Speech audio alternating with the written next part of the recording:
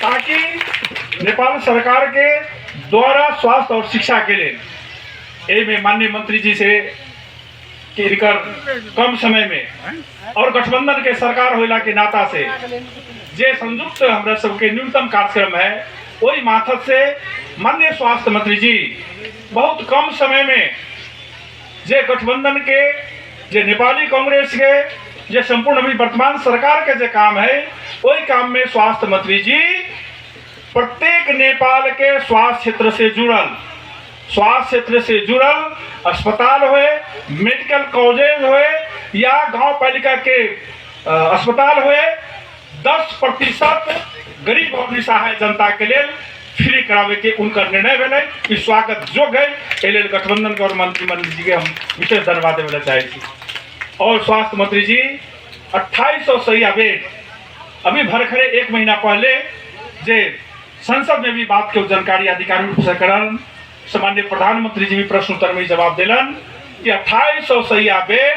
गरीब निमुखा जनता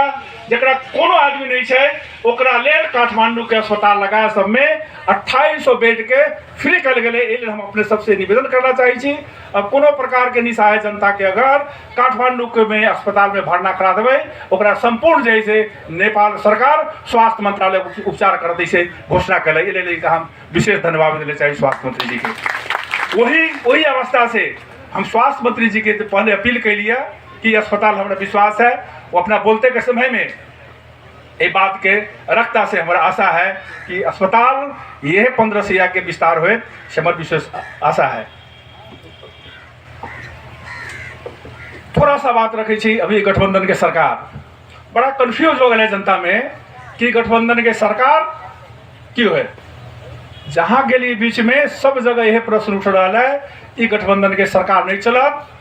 कांग्रेस और एमाले के सरकार बनत ये संभावना नहीं है, ये कतई नहीं है, कोनो शंका नहीं रखू। ये गठबंधन के सरकार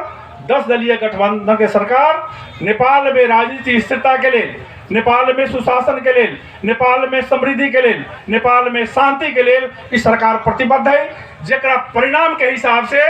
जे जनता से अनुमोदित है कि अपने सबको मालूम है कि इससे पहले भी हम सब गठबंधन से चुनाव लड़ ली और गठबंधन जनता द्वारा अनुमोदित है कि गठबंधन जैसे 5 वर्ष चलते कहीं में हवा बिहार नहीं लगेगा वाला क्षेत्रों और हाँ सबके मन में है कि कांग्रेस और एमाले के बनता है ये हवादारी बात है। ये हवादारी बात कैसे है कि बीच में सामान्य प्रधानमंत्री जी के भारत भ्रमण में लिया नेपाल के इतिहास में जितने भी प्रधानमंत्री के लिए ऐतिहासिक भ्रमण में लिया वही में नेपाल के 10,000 मेगावाट विद्युत, नेपाल के बांग्लादेश में जाए के रास्ता विद्युत व्यापार के लिए, परिवहन संधि, एयरपोर्ट के सुविधा, इस सारा सुविधा जो है और सीमा के बारे में यही बेर के प्रधानमंत्री के भ्रमण से दोनों देश के बीच में एक बढ़िया संबंध बन लिया ताकि नेपाल और भारत के बीच में अच्छा संबंध हो। यही से जैसे अन्य विपक्षी पार्टी के जैसे हताश हो गई मन में, हताश मन में वो की कहा कि नहीं कुछ नहीं मिले वो खाली 15 को जैसे रंगा लेके आ है 15 को रंगा खाली कही हिमालय वाला, लेकिन बात वो वास्तविकता नहीं है। आज से 7 वर्ष पहले